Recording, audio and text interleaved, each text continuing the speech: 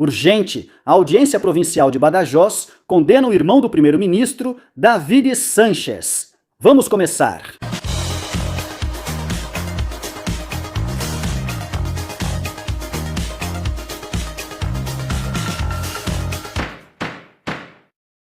Muito boa tarde a todos e bem-vindos a uma edição de medidas cautelares importantíssima, urgente, porque já temos a sentença do Tribunal Provincial de Badajoz. E poderíamos dizer que há uma notícia boa e uma ruim.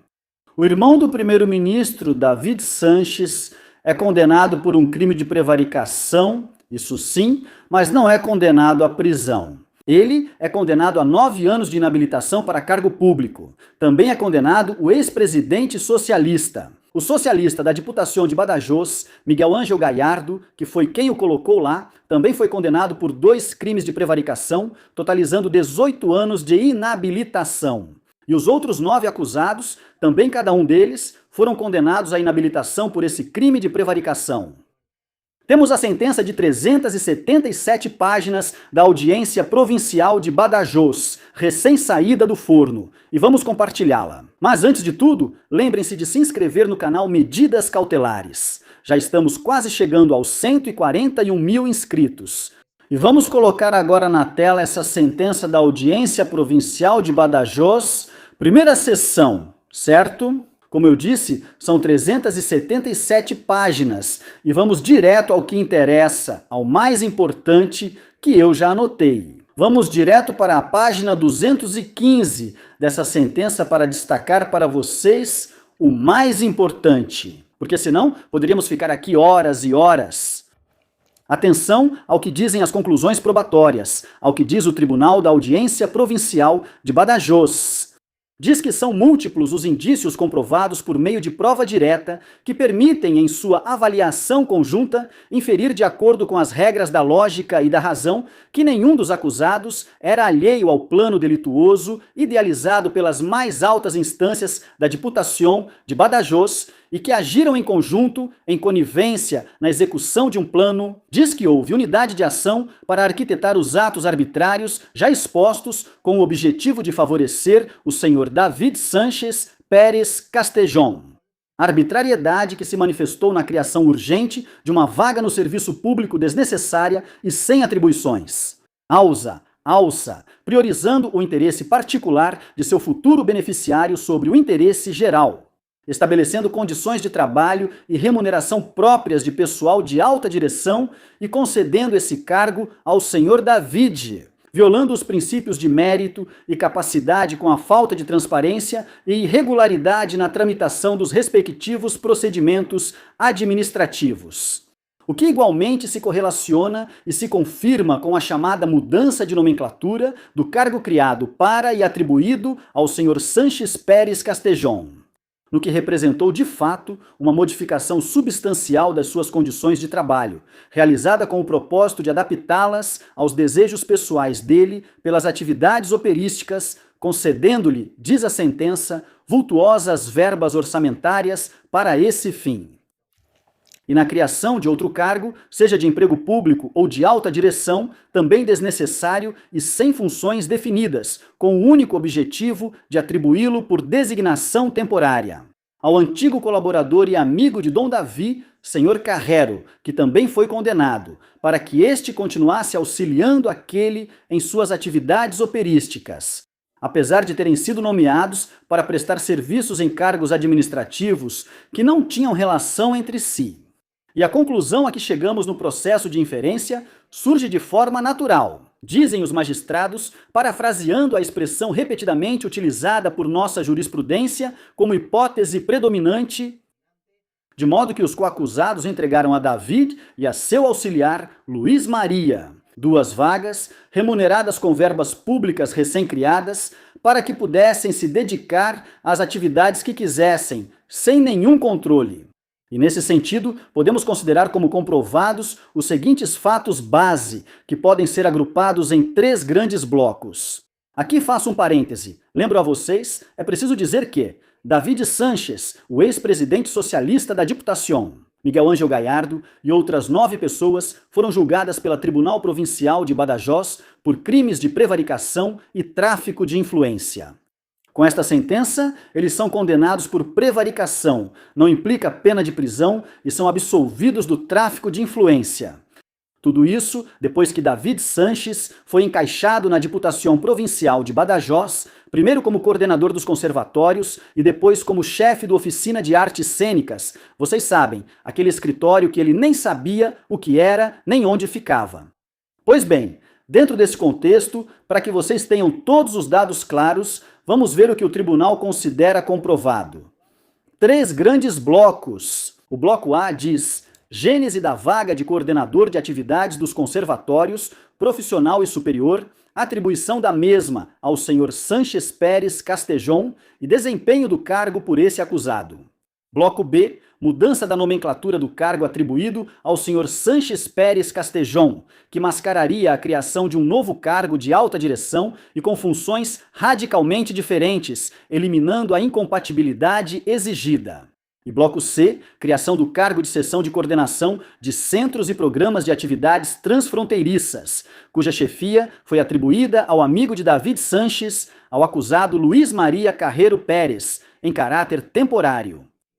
Vamos dar outro salto na sentença, porque houve uma parte da sentença que me chamou muito a atenção.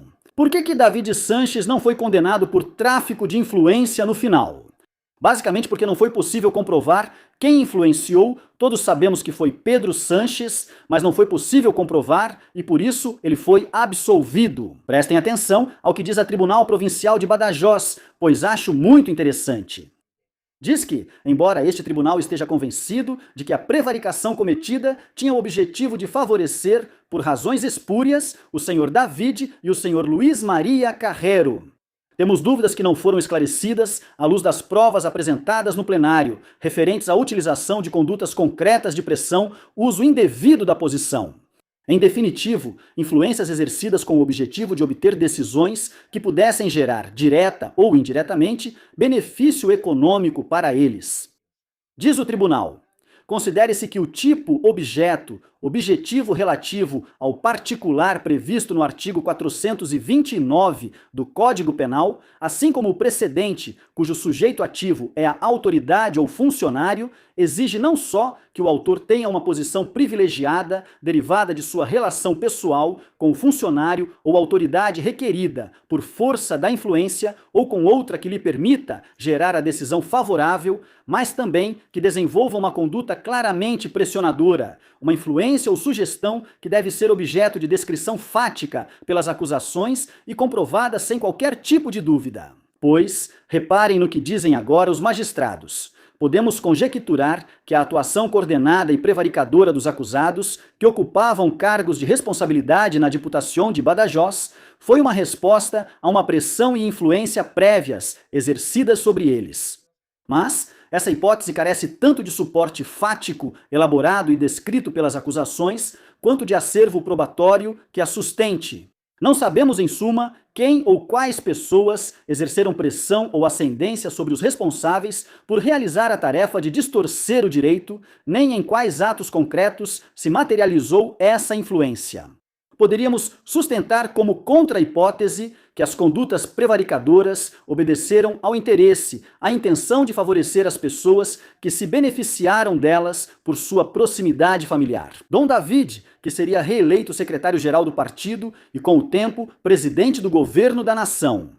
Ou seja, Pedro Sanches, que já ocupava esse cargo quando os acontecimentos ocorreram, respondendo ao propósito de se ingraciar com ele, já que havia apoiado no Congresso do partido a candidata derrotada nas eleições primárias.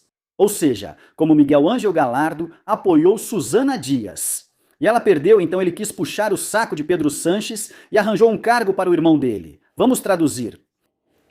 Sendo assim, diz, este tribunal se vê obrigado a considerar que não é possível condenar pelos crimes de tráfico de influência que foram objeto de acusação, mas não de forma concreta. E completa descrição fática e comprovação, sendo ainda aplicável o princípio do indúbio pro réu. Esclarecido isso, vamos direto ao final da sentença, certo? Para que vejamos o que é a decisão da sentença, que é no final, pois a última parte da sentença é onde se reúne o que é a decisão do tribunal. Os magistrados da Audiência Provincial de Badajoz afirmam que devemos condenar e condenamos, como autores dos seguintes delitos, os acusados a seguir as penas indicadas: a Miguel Ângelo Galhardo, como autor de 2 delitos de prevaricação administrativa. As penas de inabilitação para emprego ou cargo público e exercício do sufrágio passivo por 9 anos para cada delito de prevaricação, Galhardo recebe 18 anos de inabilitação. A Elisa Moriano e a Cristina Nunes Fernandes, por um delito de prevaricação administrativa, portanto, para cada uma delas, mais 9 anos de inabilitação para emprego ou cargo público. Félix Gonzalez, como autor de um delito de prevaricação administrativa, a pena de inabilitação especial pelo período de 9 anos. A Juana Cintas, Maria Emília Parejo e Francisco Martos, por um delito de prevaricação administrativa, inabilitação especial para emprego ou cargo público pelo período de 9 anos. Ao irmãozão David Sanches Pérez, na Castejon, leremos tudo. Maior de idade e sem antecedentes, como autor por cooperação necessária, por prevaricação administrativa já definida, referente ao bloco B dos fatos comprovados. A pena de inabilitação especial para emprego ou cargo público e para o exercício do direito de sufrágio passivo pelo período de 9 anos. Ao seu amigo Luiz Maria Carrero, que também conseguiu o cargo por indicação, pois também recebeu uma pena de 9 anos de inabilitação especial para emprego ou cargo público. E, finalmente, a Ricardo Cabezas e Manuel Candalirra, por um crime de prevaricação administrativa, também foi aplicada a pena de inabilitação especial para emprego ou cargo público pelo período de 9 anos. O tribunal absolve os acusados do restante das infrações penais imputadas, ou seja, do tráfico de influências. Não fazemos pronunciamento em matéria de responsabilidade civil por falta de legitimação das partes acusadoras e impomos aos acusados rateadas metade das custas processuais, incluindo as ocasionadas pelas acusações populares. Atribuindo ao acusado Miguel Ângelo Galhardo 2/10 partes e ao restante dos acusados 1/10 parte cada. Declaramos de ofício a outra metade das custas geradas pelos delitos objeto de pronunciamento absolutório. E aqui também fica claro que contra esta decisão cabe recurso de apelação no prazo de 10 dias perante a Sala Cível e Penal do Tribunal Superior de Justiça da Extremadura. Ou seja, obviamente esta sentença ainda não é definitiva, podendo ser recorrida perante o TSJ da Extremadura e posteriormente também em recurso de cassação perante o Tribunal Supremo. E esta é a tão esperada sentença contra o Hermaníssimo, contra o irmão do presidente do governo, David Sanches, que é condenado por um crime de prevaricação administrativa a uma pena de 9 anos de inabilitação. Vale destacar que o ex-presidente socialista da Diputação de Badajoz, Miguel Ângelo Galhardo, também é condenado por 2 crimes de prevaricação, apenas de inabilitação, e este teria colocado David Sanches em um cargo.